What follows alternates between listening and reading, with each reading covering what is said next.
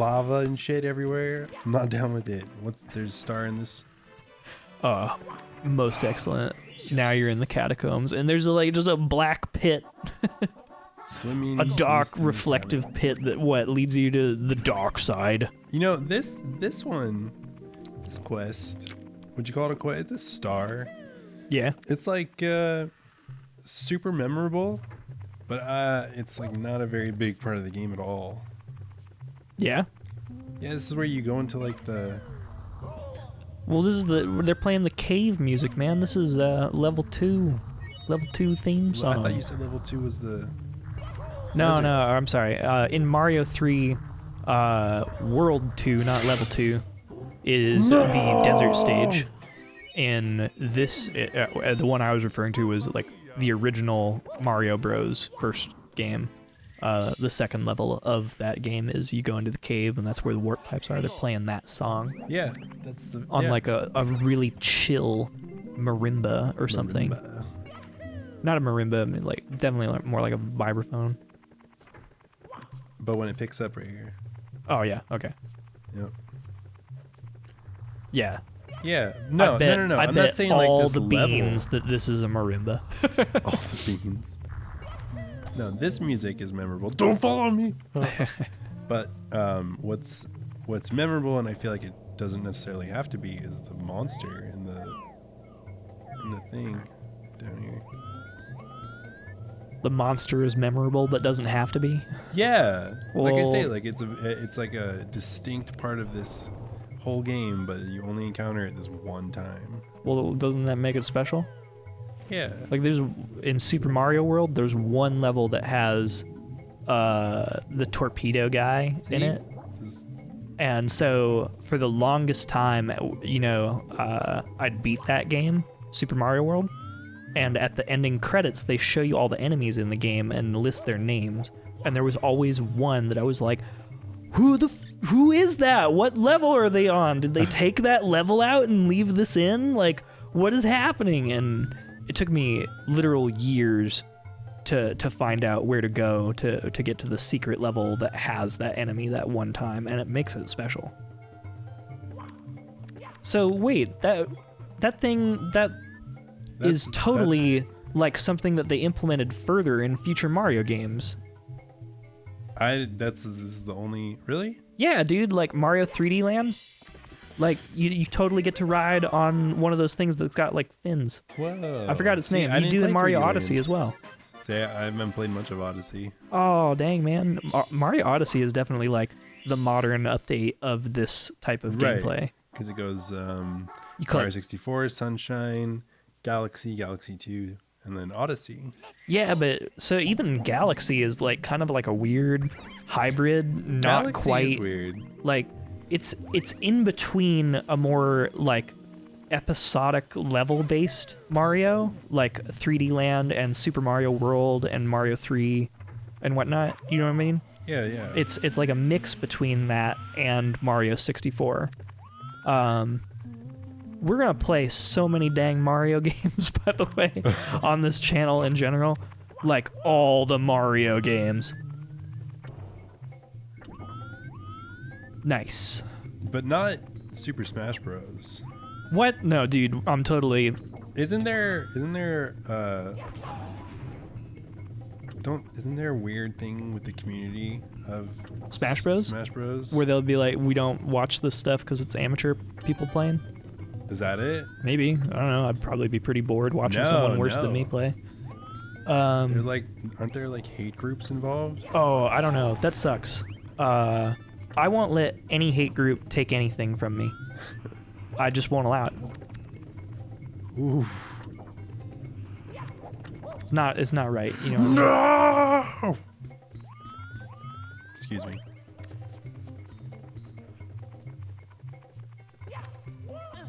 Like Pepe the Frog, people took that guy back. Pepe the Frog. Can't let hate groups have the stuff you like. That's not right. It's your stuff. It's everybody's stuff. It doesn't become someone else's garbage. Don't let them have it. I'm not trying to let him have it. Talking to the audience right now, Dylan. Trying to have a moment. I'm talking about Mario 64. And Oh, snap. talk about Mario 64 and how the white supremacists won't take it from me. Goddamn right. Oh, man. Yeah, so, like... I love the vibrant colors of... for a second there, I thought you were talking about this place. I'm like, these look pretty drab to me. No, of Mario. Yeah, dude, yeah. In general, Mario's a very That's the colorful... 64 look. It's a very colorful and inviting game. Like, they have a rainbow of colors built into their, like, you know, HUD at the top there. Yeah. You got your, like, 5 different colors just in the one word right there. One per letter. I'm struggling. I can see that. It's okay. We all have our struggles. But we persevere. But I will tell you that We persevere. this like hour... Shut up. Get up there. Do the big jump. Do the big jump. Can't you, like, guaranteed do No. a big jump if you duck? No. Yeah, you duck and You backflip? yeah, then yeah. Are you just going to test it now? Like, screw that forward progress. Oh, look at that. Oh my god, isn't that so much smoother? Look. See? You can do it there. We'll do the third one. You can only do the third one when you're moving forward. Well, goddamn it, move forward. I got 8 coins to collect. Okay. And I gotta get on some platform somewhere, something. What's your I guess favorite Nintendo series? Metroid easily. Yeah. Yeah. See, Nintendo, we exist. Get off me! Where are you? Metroid is its own genre of game. Have you played Axiom Verge? No, I have not. Oh man, okay, that game is you are familiar with Metroidvania as like a genre, of course, right?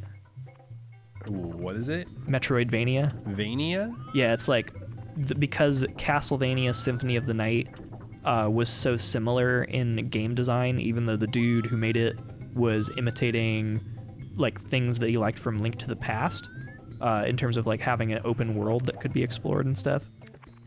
It was very similar to Super Metroid, and they both even like implemented the same kind of like map system and everything for navigating. So a whole genre of games that imitates some pretty specific things from Castlevania and Metroid, as far as like level design and world design. Metroidvania. So Metroid literally has its own genre. That's how influential it was to the world of game design, even though it's usually not as popular as the things that it's inspired in a lot of ways. So Axiom Verge is a game that is just straight up, it's not a Metroidvania, it's a new Metroid game. It's so much closer in It's a new style Metroid. of gameplay that it feels like the spiritual successor to, say, like Metroid 1 and 2, as opposed to and Super Metroid, as opposed to like Metroid Prime or Other M. Okay. Metroid Prime. Did you play much Metroid Prime? Or No, 2 or but 3? they had like an HD re-release on the Wii U, I think, Okay. right? I am totally down to play Metroid with you on the channel. If you No, but what I was gonna say is that like I actually have not.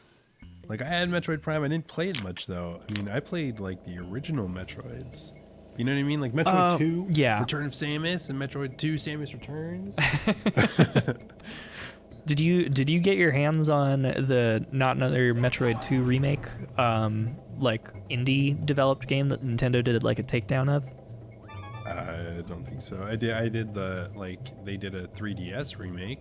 Yeah, I played That I a little played. bit of that, by the way. And I take that back. I did play You played 3DS? Metroid Prime. Yeah, dude.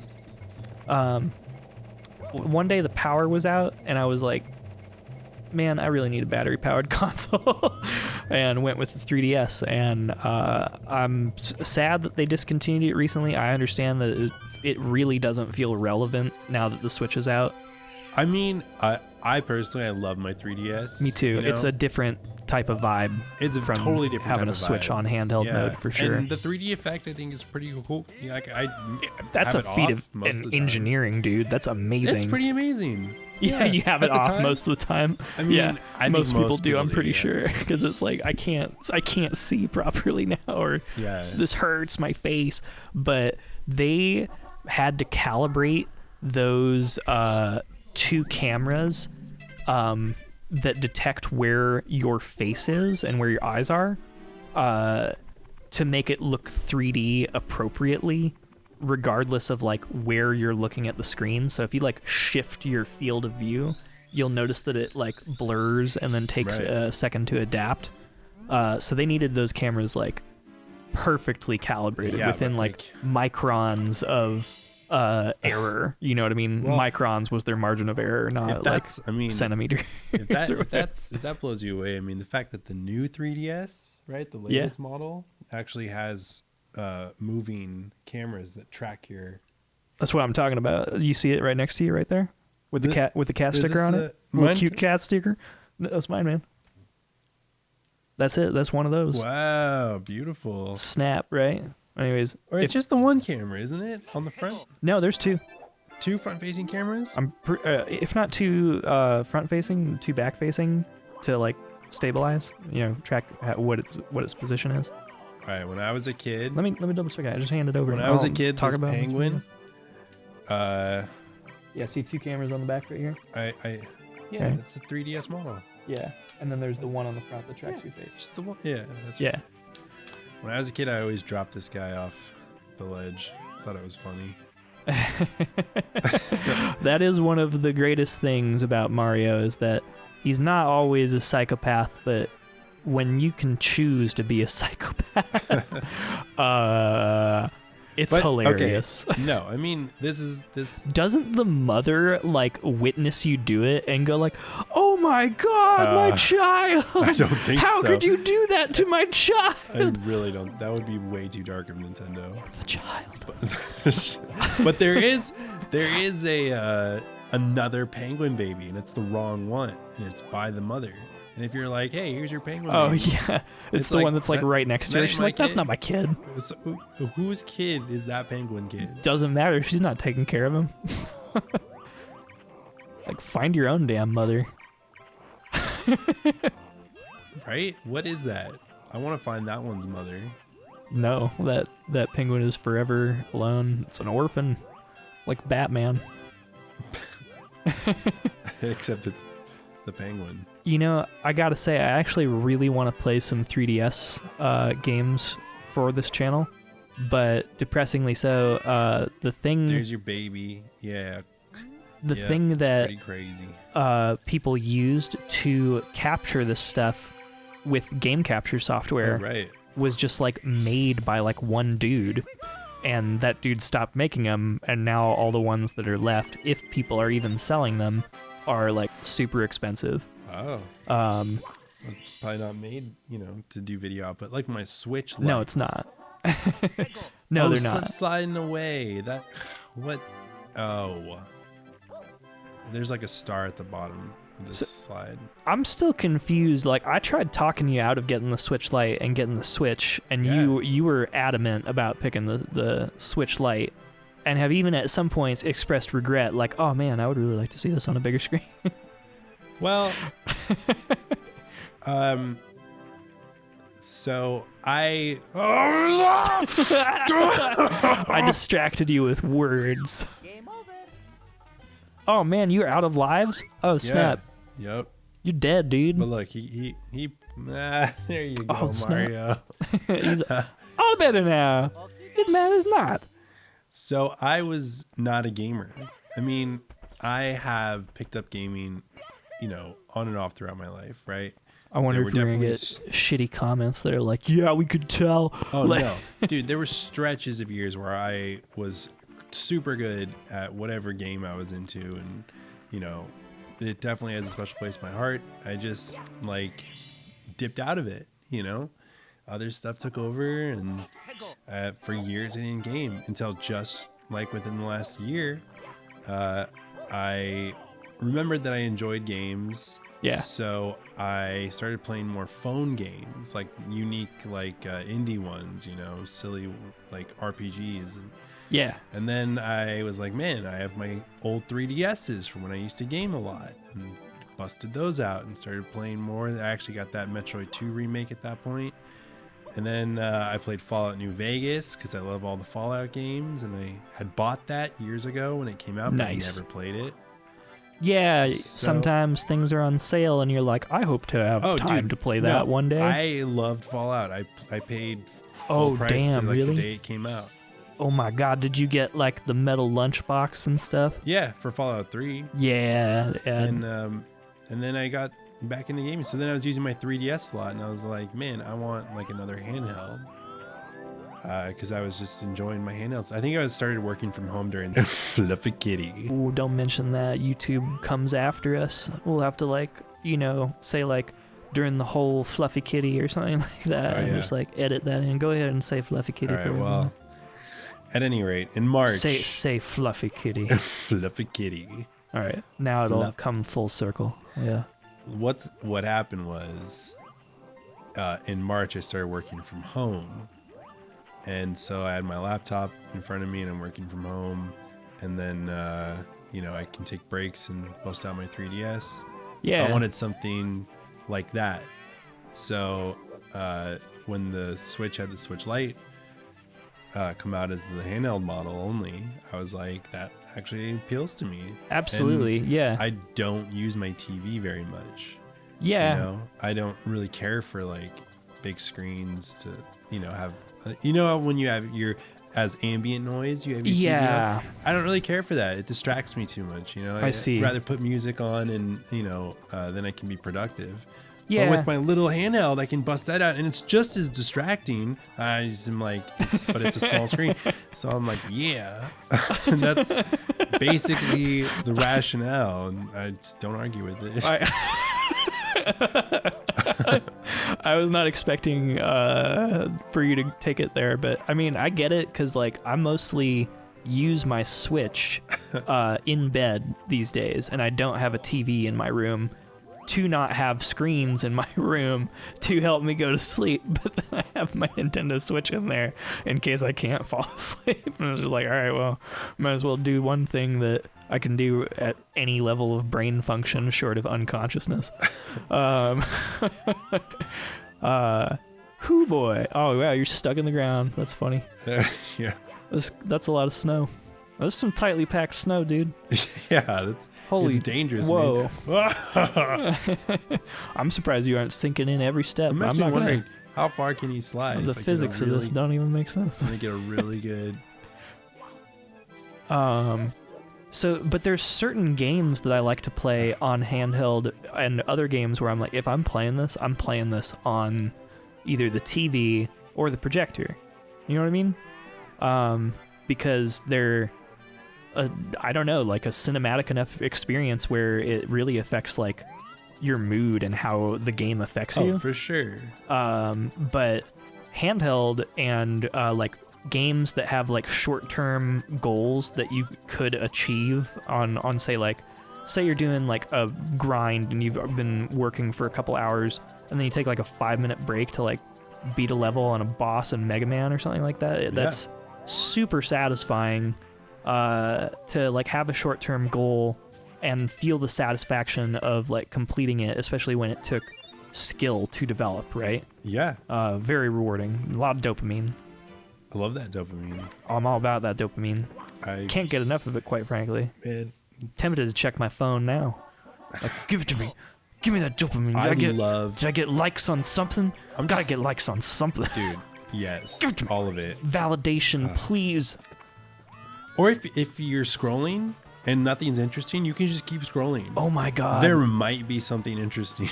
Dude, Instagram started doing this whole...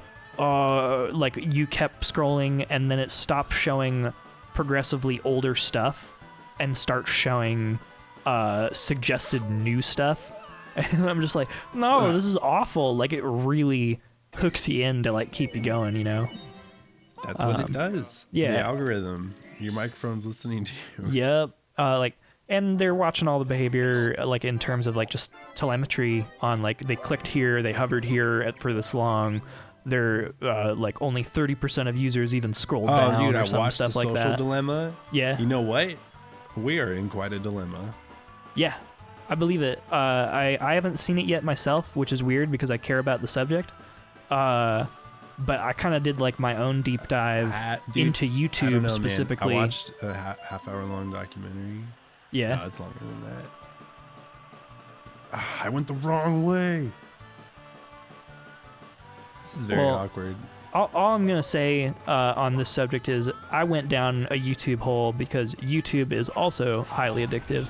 Oftentimes I'm like, well, I would like to watch one more video before going to bed. I'm like, all right, that one wasn't that good. I would like to watch a better one before I go to bed. Like that sort of thing. Yeah. I have to like consciously not do that. Yeah. I would do that if I did not like have the ability to like have, you know, adult willpower and whatnot. You know what I mean? That's a handy thing to have. Yes, it is. Secret of success, baby. But that said, what's it? What's it? Big penguin race. I hate this penguin. I went down a YouTube hole, and I specifically made an account like on YouTube just to watch news, so that's all I would get suggestions for. And so you have to sneak around the penguin a little so you can you can get to a proximal place to do better. Just get an inch on it, you know? Yeah, get a little bit head start. And then I kick. Get the fuck out of my Pro way. tip. That's a Dillon pro tip. That is a Dillon pro tip. Okay, if I use the shortcut, no! Well, you gotta do it right. You gotta do it right. Yeah, you gotta do it right, man. Where are you from when you inflict that accent? I don't know. I'm just imitating Game Grumps. Talking about my dad. My dad? Yeah, talking about your dad. So I just watched news, though. Like, I would put it on in the background while I worked, because it wasn't, like, visually stimulating. It was often just people describing what happened. Yeah, maybe a look over if they're, like, we have footage of a thing that you need to watch to, like, have context for. But most part, it's just, like, politicians speaking, so you can just have it on in the background. Right. And I exclusively subscribed to news channels and of, like, every different variety you can imagine. I can safely say, in order to get news about like everything that's actually important to your life, you cannot trust any one particular news place to even cover all of those stories, because there's stuff that would have drastically impacted the way I consumed the other news that was only talked about by like Phil DeFranco, which is like the European link tax. I don't know if you're familiar with that at all. Go on. I don't want to get into that. That's like a whole other tangent, but I would listen to the news at 2x speed because YouTube had introduced this feature and just had it on in the background all the time. And one thing that really stood out to me was that ultimately most news coverage, which is actually just news talk, not, you know, objective journalism or investigative journalism. It's like people talking about stuff that happened and speculating about it, or stating their opinion about it, or having a conversation, or like moderating two people talking about a thing without coming out in favor of one thing or another. But even then, like, those two people might only represent like a very narrow portion of an idea. What it could be. Yeah, exactly, of what the discussion could be about. And that has an amazing amount of influence on what people think and like what they even think is possible, let alone what. See this eyeball though? What's actually like real. Here we go. Yeah. Watch this. Come on, eyeball. Oh, snap. You got him started. Poof. So not having seen The Social Dilemma, I just want to throw out there, like, everybody we're in quite a dilemma, man. Needs to be very mindful of everything from the articles and videos that they watch about the news down to like the memes that they share and whatnot. All of it can be used as propaganda, and what you consume has an effect on you no matter what. So that's my 2 cents on social media and how it's affecting our brains. I don't know. Well, look. Does this intrigue you, Dylan? I'm pretty intrigued. I've been saying it this whole time. There's a dilemma. I value your input. See, I just want to get back to the haunted house. I mean, you know, but you share all your data. I share all my data? Yeah, you do. How all so? That data. Oh yeah, people are selling it all the time. I'm sure at this point people have just like... I don't mean you sell the data, you share your own data. I mean, we all do. And yeah, we share it to those be, big tech companies, yeah. and then they in turn sell data that they've extrapolated based off of that data. This is why subjects like net neutrality and, you know, human rights regarding data and the internet need to be... I did it again!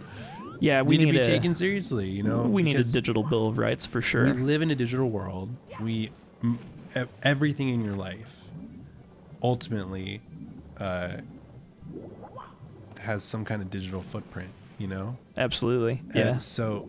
like if you have a phone, especially because you're taking a microphone and a camera with you everywhere you go, and it is always usually having GPS on these days, or you use it to travel. And it's also, yes, I did. I grew up in the 90s. Are you serious? Like, yeah, I watched X-Files. It scared the crap out of me. Do you remember? There was an X-Files episode where this dude lived in server computers in a camper. Yeah, do you remember that? No, I didn't see that episode. The girl like joined him in the computer world. She like plugged in and they lived, and it was a camper with all the satellites and shit. And it would get deliveries. He would organize all this stuff from the internet. What the hell? Yeah, I mean, yeah, that's what we do now. It's called Amazon. Yeah. No, but I mean, and that's not even the only one. You know, like Instacart, Snap, Instacart. Yeah, just get groceries delivered to your place. DoorDash, you know, Uber. Just like, what do you need?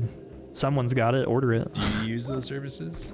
Yeah. There's been many occasions where I've used any of those services or benefited from someone like next to me using one of those services. I've used. Yeah, sometimes I order Uber Eats like every day. Sometimes I do it all the time. Sometimes. But like I say, I should have digital rights. Digital Bill of Rights. Got it. Well, this has been scintillating. Maybe we should continue next time, or because we've been doing this episode for a while, and I'll probably split it into 2 episodes just as a heads up. All right, but I just want to finish this 1 star. I'm so angry. Yeah, I don't know. I feel like I must be in a weird mood or something because we're sitting here playing like the most like colorful, happy time game, and I'm like getting into like vaguely talking about politics and highly specific thoughts and opinions about digital news and propaganda. It was like, yeah. Well, I'm already like, if we're on episode 3, there's like, you know, a quarter of the people watching, like, like watching the analytics for the YouTube channel now. Now that I've actually been like uploading stuff that was recorded long in the past. Yeah, like every single time anyone does anything with the video, like I get like a notification for it, basically, and I can check charts and data. And one thing that's just obvious from looking at a list of my uploaded videos is first episode of a series gets like way more views than the rest of the videos in the series. People come and they check it out for like either that episode or maybe only part of that episode, and then they like get bored and they leave. Interesting. Or maybe they don't have time, you know, something comes up. I don't know. Any number of things. Come on, ghosts. Average watch time for a video is like 5-6 minutes. When it is better than that, at or better than that, then it's like, good job, like this is better than usual, like which is always weird for me because I'm like, but that one's hilarious, you know, and this one I could see why people might leave at this part if they're not into it, you know, like any of the talk that I've been given this last portion.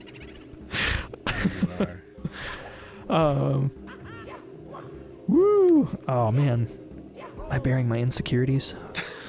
I'm bearing my insecurities to the internet. All right, that's it. Done. They're going to use it against me. Oh God. My data is everywhere. Did you expect that piano to attack you? Because I did not express enough surprise about that piano attacking you. Like, it was more like in my head, like, oh yeah, I remember that piano attacking you, but and it's honestly, like a terrifying. It's not. It's got teeth, and it's like it comes at you like a ravenous animal. So that's the benefit of a blind playthrough. That's one of the reasons why it's like I think has more appeal and why people are even finding my videos is because I'm labeling them as blind playthroughs because I'd never played them before recording. I just, you know, knew that they might be a good game or gave them a shot. And had a good enough time, made a decent enough video, in my opinion, to upload. And yes, the ones that people stick around for is just pretty much just first episode of the series, and very interesting. And the rest of them seems less so. You have to create like a mystery game out of it and be like at 1 minute 25 seconds in. And every 1 minute and 25 seconds, this thing happens. And if you put it together, it's a code. And if you put that code together, it's the location. Just like build a game into the video sequence and reveal it one day. Yeah. Or if people just figure it out, it'll be like, yes, you found the secret. Like, you found the Easter egg, and now you control the metaverse, or whatever, like Ready Player One. I really hope that happens in my lifetime, that somebody like has created this elaborate maze of different puzzles that's going to take so long to solve, and then I get to decide what's at the end. Well, if there's one thing that I've learned about life this past year, is that as like serious and dark as it may feel sometimes, like in reality it is also very cartoonish. Yeah. Like the game stonks thing. Oh yeah. Stonks. Like, yeah, I'm glad I didn't buy any of that. Oh man, but some people made it out big. Some people made it out big. Some people are doing it just for class war, man. Yeah, exactly. Yeah, a lot of people are doing it just as a protest. I think that's pretty cool, actually. I think that is awesome. Like, there is no right way to protest. You can protest a bunch of different ways. And every single time you do it, especially if you do it successfully, they'll probably make it illegal. Well, that's what they're trying to do now. Okay, Mario, he does fall asleep eventually. Just give him some time. He's just hanging out. I'm stopping the episode. No, wait. He's looking around. Just give him some time. Hang on. Oh, man. Like a nap there in the sun? I'm tired. Oh, man. Oh My God. Yeah. And Lactio is like zooming in. He's like, this is great stuff. Yeah. Go to sleep. And he's just going to hang out. He's going to keep recording him. This poor plumber sleeping in this world. Well, it's no longer a reality TV show, because if he's not going to influence this situation to make more drama and edit it to look like there's more drama, like, this is not reality television then. No, dude, this is Mushroom Kingdom reality TV. All right,